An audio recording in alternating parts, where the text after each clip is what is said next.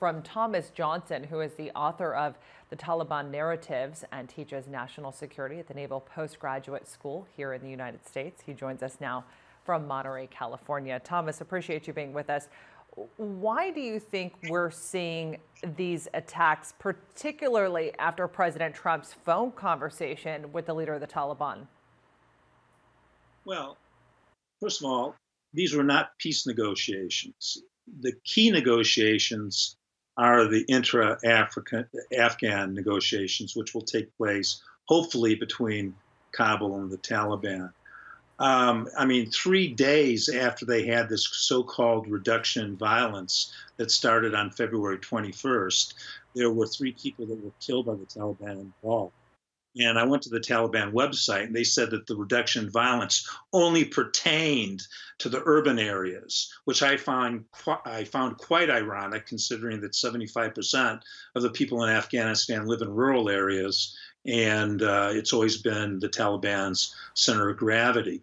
So I'm just still not convinced that the Taliban approached these negotiations with much sincerity. And what happened, what was signed on February 29th, was surely not a peace agreement.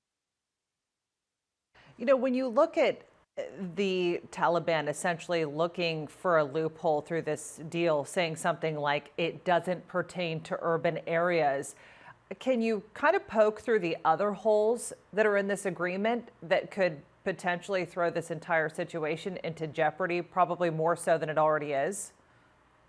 Oh, absolutely. In fact, let me apologize. If I said that it didn't pertain to urban areas, they said it only pertained to urban areas. Yeah, but there's That's a right. bunch of holes. There's a bunch of holes in this. They want the United States to be fully out in 14 months, an immediate reduction to 8.6 thousand troops, give up all of our bases starting now. And also, of course, what upset Ghani tremendously was our agreement, apparently for Kabul, to release 5,000 of Taliban's hardened fighters. Now, I'm always in favor of negotiations. I mean, Afghanistan has been at war for 40 years, and the useless killings must stop. But the only people that can come to any type of negotiation, settlement, is Kabul with the Taliban. After all, I mean, Afghanistan is not a U.S. colony. We should not be negotiating their future. You know, you raise a really interesting point, which is the Afghan government has expressed their displeasure at a number of things that are in this deal, including the release of those prisoners. You know, given the recent attacks, would it even be possible for the Taliban and the Afghan government to reach some sort of a power sharing agreement? Well, I think that's the only solution to this conflict.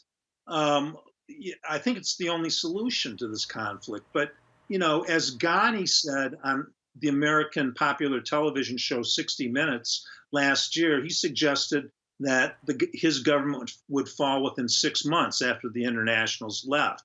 I think that he was overly optimistic. I think that it could literally fall in 6 weeks, if not 6 days.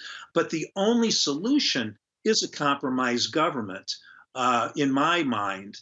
And, I study insurgencies for a living, and especially Afghanistan, and you'll see that insurgents, if they have to actually administer a country, have a tendency to moderate, like what happened in Vietnam with the Viet Cong and the North Vietnamese. Now, will that same dynamic occur in Afghanistan? It's anybody's guess, but I'm just not at all convinced that the Taliban sincerely negotiated with us. The United States actually, President Trump desperately wants to get out of Afghanistan.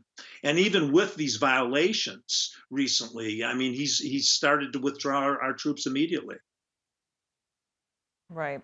You know, it's interesting. The Taliban, as a condition of the peace deal, they might seek to dismantle or take over the Afghan intelligence agency and end its work with the CIA. What do you think that would mean for the CIA? Well, I'm not sure the CIA is going to allow that to happen if they have any say to it. But one of the sticking points, and this is all open source information. The CIA has had a fighting force in Afghanistan for a time, primarily of Afghans along the border. I can understand why the Taliban will want the CIA's forces to be released, but I think they'll be reluctant to do that. I mean, it seems to me that in many respects, with this negotiation that was signed on the 29th, the Taliban got a lot of things they wanted. I don't see that many things that the United States or Kabul received. But the big problem of this all along was Kabul should have at least have been able to sit at the table, even if they couldn't speak, so they knew what was going on. I mean, Khalilzad was called before Congress like 8 or 9 months ago, and he didn't even appear. So I also want to see the secret annexes. We don't even know what all of these negotiations specifically resulted in, and that could be very scary.